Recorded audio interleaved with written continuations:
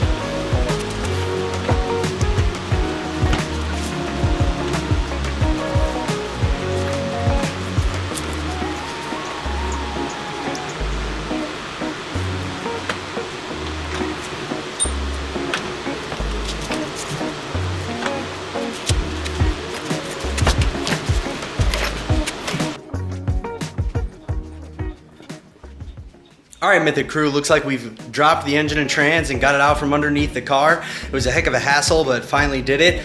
I think that'll be it for this video because I'm tired after that. And then in the next video, we'll start taking this all apart, get inside that engine and see what's wrong. I think it's bore scoring, but we're about to find out.